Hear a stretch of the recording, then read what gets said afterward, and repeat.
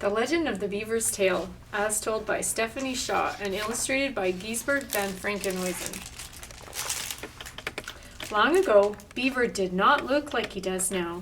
Yes, he was a chubby fellow, and yes, he had 2 very large front teeth, but his tail was not wide and flat. Beaver's tail was thick with silky fur. "Look at my glorious tail," Beaver said to Bird. "I'll bet you wish you had one like this." Bird said, "Beaver, it is a fine tail, but truly all I wish for is a cozy nest for my family." There's Bird and there's Beaver's fluffy tail. Beaver ignored Bird. He fluffed and plumped his tail as Bird flew off to hunt for twigs and leaves. "This tail is the tail to end all tails," Beaver said to Deer. "I'll bet you wish you had one like this." Deer said, "Beaver, it is a fine tail, but truly all I wish for is some tender grass for my family to eat." Beaver ignored Deer. He brushed his tail on one side and then the other as Deer left to forage for food. Here he is, playing with his tail again. "I'm just saying," said Beaver to Fish, "this tail of mine is absolutely the most magnificent tail a creature could have. I'll bet you wish you had one like this." Fish leaped from the water and said, "Beaver, it is a fine tail, but truly all I wish for is calm and warm water to rest in." Beaver ignored Fish, and Fish struggled on through the icy water as Beaver looked at his own reflection. He turned round and round, trying to catch a glimpse of his glorious tail. "Huh," said Beaver. "How rude! I think my friends are jealous of this beautiful tail of mine." He waddled off to gnaw on a log. Autumn turned to a shivery winter. Beaver lumbered through the woods and then began to have a good chew on the trunk of a large tree. Every now and then he would stop to run in circles around the trunk. In this way, he could chase his tail and give it yet another admiring look. Chew, chase, look. Beaver was so caught up in this game, he did not notice the tree creaking and teetering back and forth as he chipped away at its base. So there's Beaver chewing on the tree, and there's his beautiful tail. Crash! Smash! Beaver's fluffy, beautiful, glorious tail was trapped beneath the massive fallen tree. Beaver tugged and pulled. When he finally got his tail out, it was no longer fluffy, beautiful, or glorious. "Oh, my tail," moaned Beaver, and he sat and cried himself into a huge puddle of salty tears, but no one heard his cries or came to comfort him. And it was when Beaver stopped crying for the loss of his glorious tail that he cried harder and longer for the loss of his friends. There's all the fluff off of Beaver's tail right there. As time passed, Beaver kept very busy to take his mind from his loneliness. Where he carefully felled trees, tender grass grew. Where he dragged the branches to the water, tiny leaves and twigs littered the forest floor. And where he built a dam, the water slowed and became warm. In the spring, the animals returned. They watched Beaver perfectly balance on his new tail as he chewed the tree bark. When he swam to the shore to greet them, his tail was a rudder, guiding him straight and true.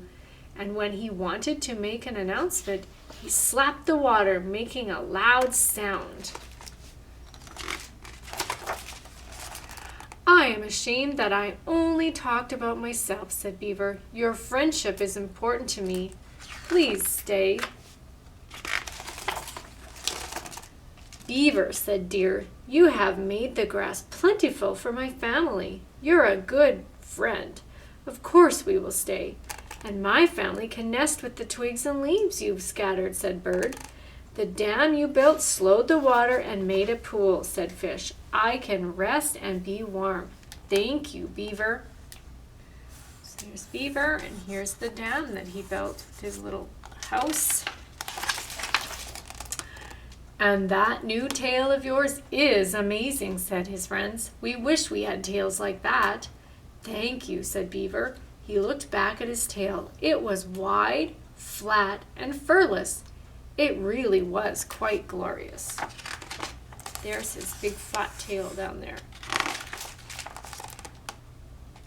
So here's some information about the Ojibwe people, also known as Ojibwa and Chippewa. They are one of the largest American Indian groups in North America. Legends are, so this is an Ojibwe legend about the beaver that they tell in their culture. So that is our story. So our craft today to go with our beaver's tail story is a nice beaver made out of a paper bag, and it's to go with our Canada's 150th birthday this year, because beaver is one of the symbolic animals for Canada.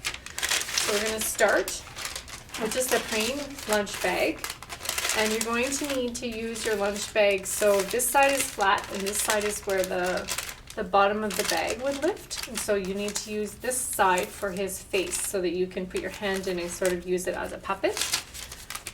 So the first thing that I'm going to do is we're going to go through making the eyes, the nose, and the teeth. So you just need some white paper, so whatever white paper you have, and I just sort of have two half oval pieces here, and you can just take two pieces of paper, one on top of the other, and I'll just sort of give you the general shape. You don't have to draw if you don't want to, but if you need to draw them first, just looking at sort of like a, kind of like a half oval. So we're going to cut those out.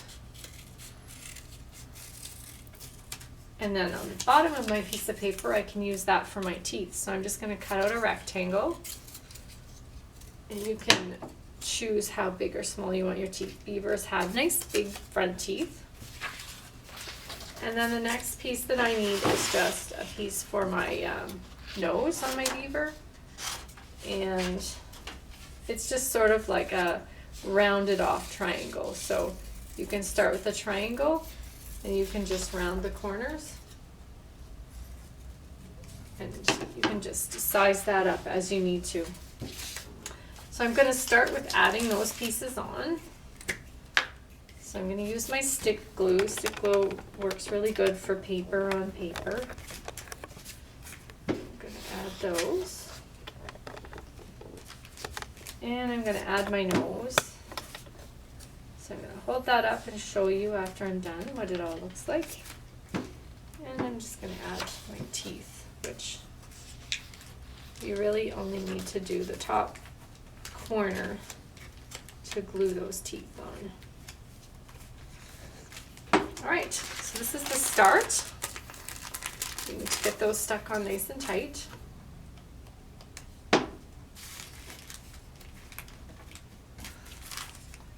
So that's the start. And then inside the center I'm going to do his pupils or his eyes. So I'm just going to do like another oval inside the oval, and I'm just going to use my marker for that. And I'm just going to roughly draw those in.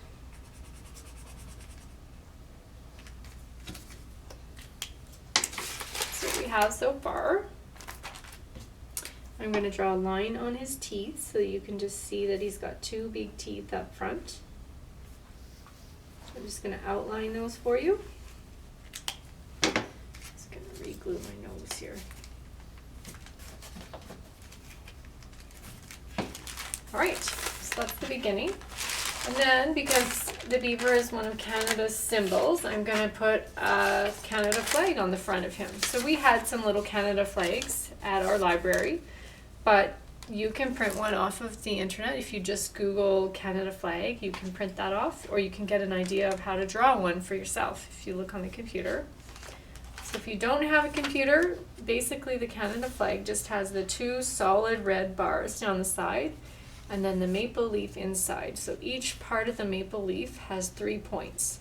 So 3 points here, 3 here, 3 here, and then 2 at the bottom with the stem. So you can easily just draw that on or color it on with your markers if you don't have one. I'm just going to trim that up to fit onto my beaver's chest to make it more Canadian and to make it look like our part of our birthday celebration for our country. And I'm just going to stick that right on the front. So that's what we have so far.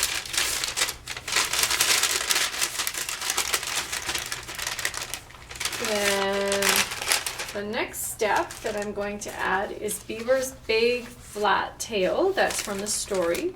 So all I did was take a piece of black construction paper and I just draw a big sort of oval rounded shaped flat piece out of my construction paper.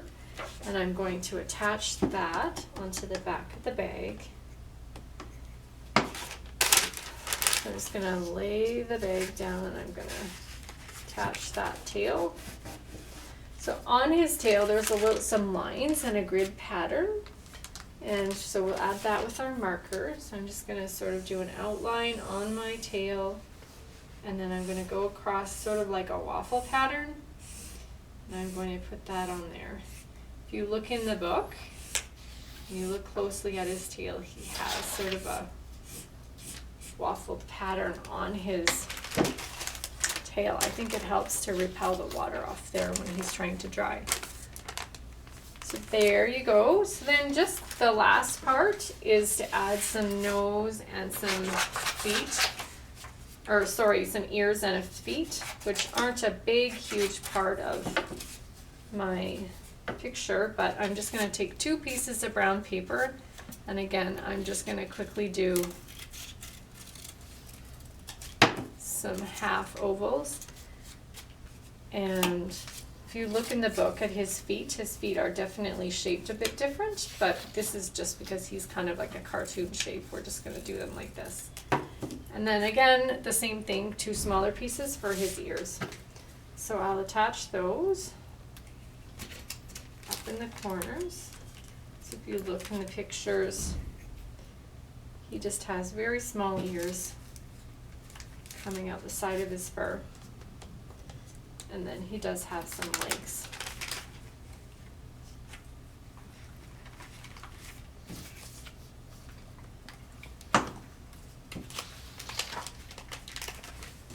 So when you're all finished, your puppet's going to look like this.